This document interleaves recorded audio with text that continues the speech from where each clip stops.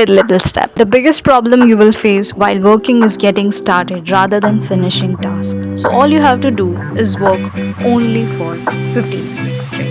For example, Sarah has important tasks to complete but end up being procrastinating. In that case, she should say to herself that I'll just put my things in proper place like pen, book, arrange them and say I'll just study for 10 minutes. Continue this for 5 days. After 5 days, increase your time to 20 minutes. Concept number 4, don't do multitasking. You might get the impression that you are accomplishing more when you are multitasker. However, that's not the case. You eventually lose focus, which increases your inaccuracy and decreases your productivity. Concept number 5, adopt a daily routine. As a routine is subconscious by nature, it helps you save energy, which reduces your possibilities of procrastination. As a result, developing a daily schedule that works for you is essential. For example, Sarah plans her day before the day gets started and next morning works accordingly. She have a fixed study slots, so she does not have time to procrastinate. On the other hand is Tara, who does not have a clear vision about her day and ends up being procrastinating and saying I'll start studying from tomorrow. For this you can use Planner Pro app, which is very good app for planning your next day. Concept number 6, write tomorrow's to-do list tonight. This is my personal favorite tip and I also followed this and it works for me very well. I make my weekly goal on Sundays, like what are the topics to make videos on. I schedule 7 days shorts straight for my second YouTube channel. It's really important for establishing priorities in my life.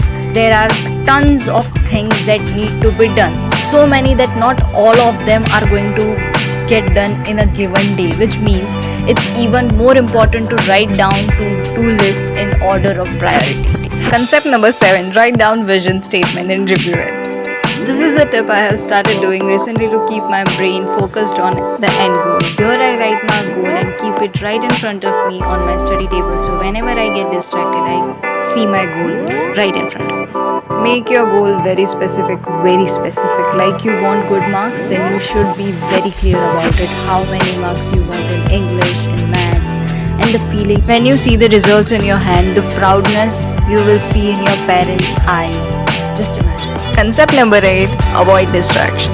When there is nothing around you to distract you, it is easier to focus on one task. You will be less likely to put off a task if you remove items that distract you while working. You can use focus mode or focusing app like Action Dash.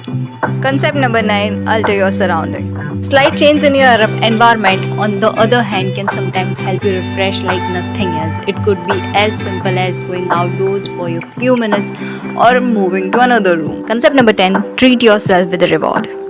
Procrastination, as you know, provides immediate satisfaction, which is why it is more appealing, right? But what if you could trick yourself into finishing your task while also satisfying your desire? Allow yourself a reward after completing a task that you dislike, then reward provided here will inspire to act. The reward can be anything like going out in nature, buying your favorite dessert, going out in your favorite restaurant or cafe, anything you like. So that's all for today. If you liked today's video, don't forget to give a like, share and subscribe and comment down below which one tip is your favorite